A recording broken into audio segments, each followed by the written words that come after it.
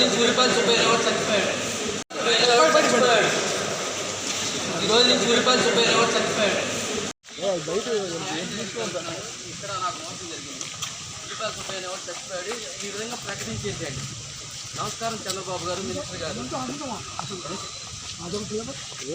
చీరాల్లో 33 వార్డుల ముందు 33 వార్డు నుండి 33 కౌన్సిలర్లు అందరికంటే ముందు వచ్చినవాడిని నేను. ఈరోజు నన్ను నిలువునా మోసం చేసి నిలువునా చంపేశారు. బాబుగారి సమక్షంలో, బాబుగారు మీ సమక్షంలో నేను వచ్చి చేరింది.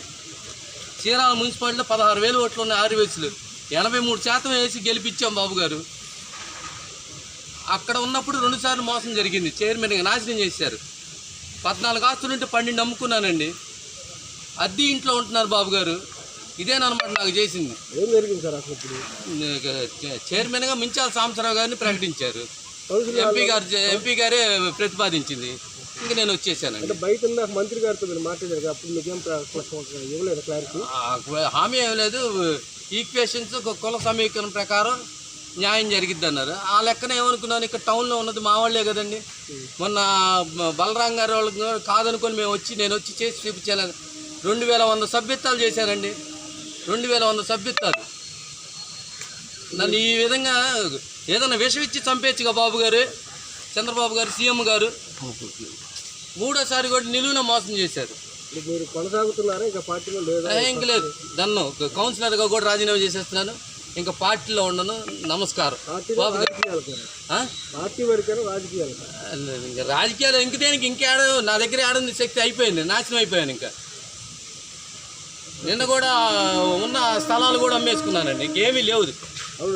నా దగ్గర ఉన్నది ఇంకా కిడ్నీలను, లివరే. బాబు గారు, సీఎం గారు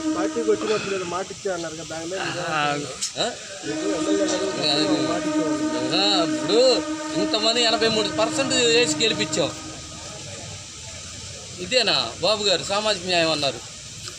6 వయసులు నేనే దొరికాను. ఇప్పుడు 2 సార్లు. ఆ రోజున 2014 జూలై 3వ తారీఖు ఆ రోజున కృష్ణమోహన్ గారు మీ పార్టీలో రావడానికి నాకు దెబ్బేశారు. ఆయన తీసుకోవడం కాదు. ఆ రోజు అదే టీడీపీ వల్ల నాశనం అయిపోయాను. సరే పోలే, మొన్న వైసీపీని కాదని వచ్చాను. సుబ్బారెడ్డి గారిని నాకు ఎంతో దగ్గర.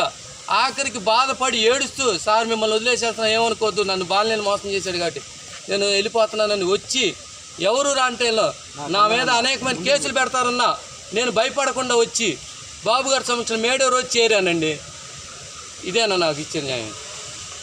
ఈ రోజు నుంచి ఉల్లిపాయల సుబ్బయ్య అనేవాళ్ళు లేడు, చచ్చిపోయాడు. 18వ వార్డు కౌన్సిలర్ శ్రద్ధాంజలి